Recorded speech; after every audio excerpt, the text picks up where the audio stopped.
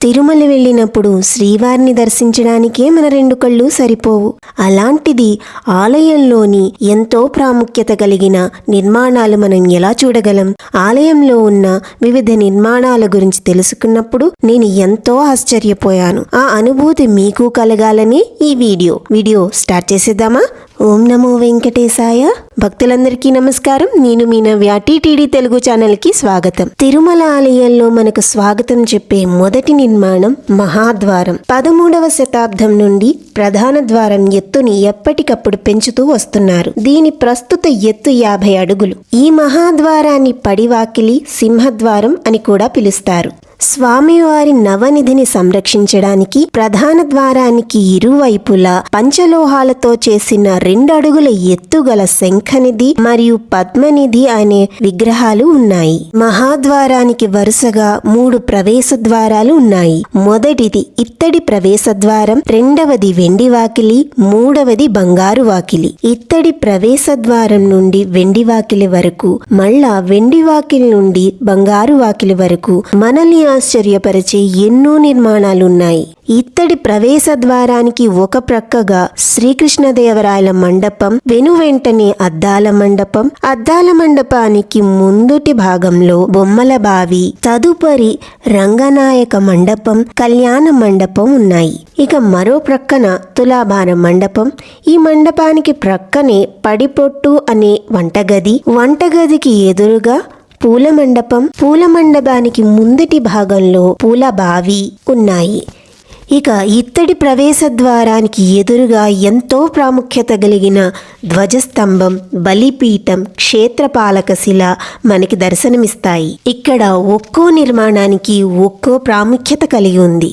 ఇత్తడి ప్రవేశ ద్వారం నుండి లోపలకు వెళ్ళగానే శ్రీకృష్ణదేవరాయల మండపానికి ఉత్తరంగా 12 అడుగుల దూరంలో ఉన్న అద్దాల మండపంలో ప్రతిరోజు మధ్యాహ్నం 2 గంటలకు స్వామివారికి డోలోత్సవం అనే సేవ నిర్వహిస్తారు. పురాణాల ప్రకారం వైకుంఠంలోని పవిత్ర నది అయిన విరజా నది స్వామి పాదాల కింద ప్రవహిస్తుంది అని, ఆలయ ప్రాంగణంలోని ఈ బావి ఆ పవిత్ర నదిలో భాగమని నమ్ముతారు. బావి లోపలి గోడలపై విగ్రహాలు చెక్కబడి ఉండటం వలన ఈ బావిని బొమ్మల బావి అని కూడా పిలుస్తారు. ఇక మరో ప్రక్కన ఉన్న తులాభార మండపంలో భక్తులు తమ మొక్కుబడులను తీర్చుకోవడానికి తులాభార సేవను నిర్వహిస్తారు.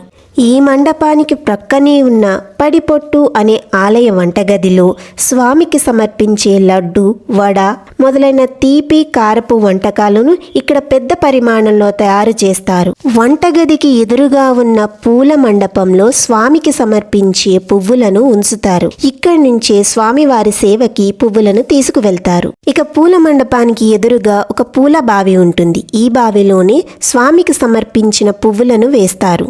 ఇత్తడి ద్వారానికి ఎదురుగా 20 స్తంభాలు ఉన్న చతురస్రాకారపు మండపం మధ్యలో ఒక బంగారు ధ్వజస్తంభం ఉంటుంది. బ్రహ్మోత్సవాల సమయంలో దేవతలను ఉత్సవానికి ఆహ్వానిస్తూ గరుడ ముద్ర ఉన్న జెండాను ధ్వజస్తంభానికి కడతారు. ధ్వజస్తంభాన్ని ఆనుకుని ఉన్న బలిపీఠం పైన స్వామికి సమర్పించిన నైవేద్యాన్ని ఉంచుతారు. ఈ నైవేద్యాన్ని దేవదూతలు స్వీకరిస్తారని నమ్మకం. ధ్వజస్తంభం కింద 1.5 అడుగుల ఎత్తుగల క్షేత్రపాలక శిల ఆలయ భద్రత కోసం రాత్రి వేళలో ఆలయం చుట్టూ ఊరేగింపుగా వెళ్లేది అని చెబుతారు. పూజారులు ప్రతి రాత్రి ఆలయాన్ని మూసివేసిన తర్వాత ఆలయ తాళాలు ఈ రాతి ఫలకంపై ఉంచి ఉదయాన్నే ఆలయం తెరవడానికి వాటిని తీసుకునేవారు. ఇక వెండి వాకిలికి, బంగారు వాకిలికి మధ్య గల ప్రధాన నిర్మాణాల గురించి తెలుసుకుందామా? వెండి వాకిలికి ఒక ప్రక్క శ్రీ రంగనాథుని మండపం, వెనువెంటనే వరదరాజస్వామి మండపం, ప్రక్కనే పడిపొట్టు అనే ప్రధాన వంటగదికి దగ్గరలో బంగారు బావి, యాగశాల ఉన్నాయి. ఇక మరో ప్రక్క శ్రీవారి హుండీ, సన్నిధి భాష్యాకారుల మండపం, రికార్డ్ రూమ్, చందనపు గది. ఇక బంగారు వాకిలికి ఎదురుగా ఉన్న గంట మండపం, గరుడ మండపం ప్రత్యేక ఆకర్షణ. వీడియో కనుక మీకు నచ్చినట్లయితే లైక్ చేయండి, షేర్ చేయండి, సబ్స్క్రైబ్ చేసుకోండి. వెండి వాకిలి గుండా ఆలయంలోకి ప్రవేశించిన వెంటనే ఆదిశేషునిపై పవళించిన శ్రీ రంగనాథుని మండపం మనం చూడవచ్చు. ఇక్కడే అంగ ప్రదక్షిణ ప్రారంభమై విమాన ప్రదక్షిణంలో కొనసాగి మరలా తిరిగి ఇక్కడే ముగుస్తుంది. పొర్లుదండాలకు స్వామి ప్రసన్నుడై భక్తుల కోర్కెలు తీరుస్తాడని నమ్మకం. రంగనాథుని మండపం దాటి ముందుకు వెళితే మరి ఒక పడిపొట్టు అనే ప్రధాన వంటగది కనిపిస్తుంది.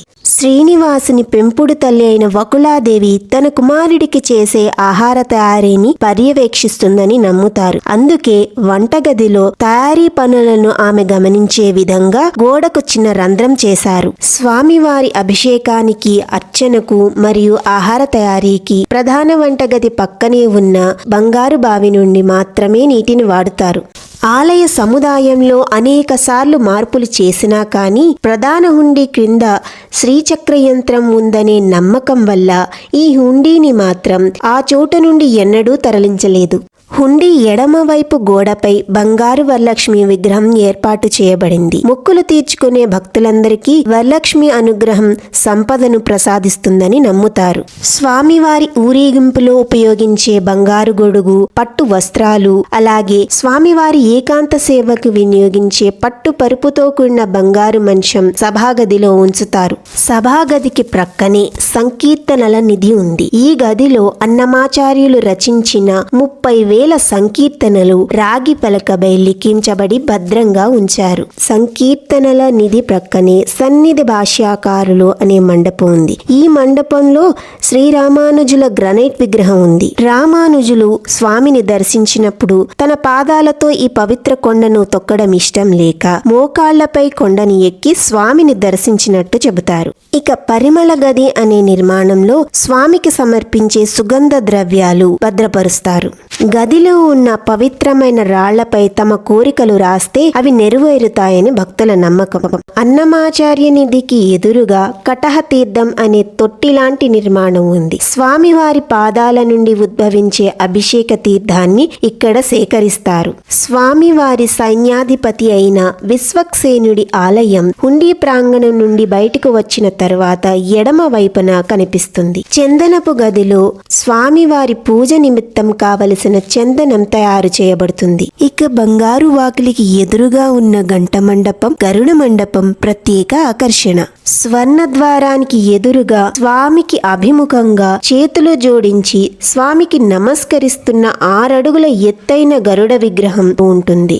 గరుడ మండపాన్ని, స్వర్ణ ద్వారాన్ని కలుపుతూ గంట మండపం లేదా మహామణి మండపం అని పిలువబడే మండపం ఉంటుంది. ఈ మండపంలో తెల్లవారుజామున సుప్రభాత సేవను నిర్వహిస్తారు. ఈ గంట మండపంలో బంగారు సింహాసనంపై ఆసీనుడైన స్వామి పంచాంగ పఠనాన్ని, ఏ రోజుకా రోజు రానుపోను లెక్కల సమర్పణను ఆలకిస్తారని నమ్మకం. ఇక గర్భగుడి విశేషాలు తెలుసుకోవడానికి ఓం నమో వెంకటేశాయ అని కామెంట్ చేయండి.